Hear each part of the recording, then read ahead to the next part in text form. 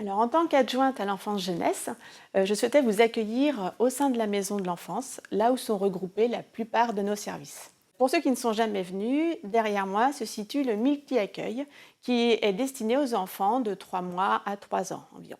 Les petits qui sont accompagnés par leur assistante maternelle peuvent aussi venir dans ces locaux pour participer à des activités d'éveil le jeudi matin au relais petite enfance, anciennement le RAM. Ils se réunissent dans les locaux à côté. Ces locaux, ce sont les locaux de l'ALSH et de l'APS. Ces deux services proposent aux enfants des activités diverses et variées sur les temps en dehors de l'école, avant l'école, après l'école, le mercredi ou sur les vacances scolaires. Et à l'étage se situe l'espace jeune qui lui accueille les ados de 10 ans à 18 ans environ. Et c'est aussi le quartier général de la Junior Asso Bénéos. À ces services s'ajoute le service de la pause méridienne qui lui se tient sur l'école Marcel Pagnol pour le temps du midi. Et je veux aussi nommer le conseil municipal junior et les actions dédiées à la parentalité.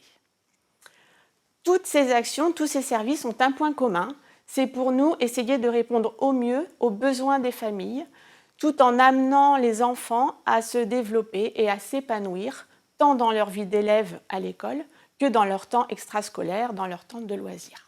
Tous les objectifs éducatifs de ces services et de ces actions sont déclinés au sein d'un projet éducatif de territoire qu'on appelle un PEDT. Un PEDT est élaboré pour 3 ans. Donc nous, on en a élaboré un en 2020. Donc il arrive à échéance en 2023. Et il se voulait participatif et fédérateur.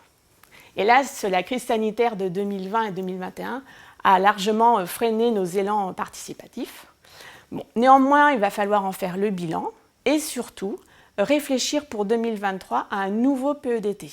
Pour ce faire, je fais le vœu pour cette nouvelle année de réunir autour de la table tous les acteurs de l'éducation des enfants, à savoir en premier lieu bien sûr les parents, par le biais des représentants de parents, les enseignants, les élus, les animateurs, pour que tous ensemble on échange, on réfléchisse ensemble à ce qui est bon pour les enfants et on œuvre dans le même sens pour le bien des petits et des plus grands. Donc je vous donne rendez-vous en 2023 pour un nouveau PEDT.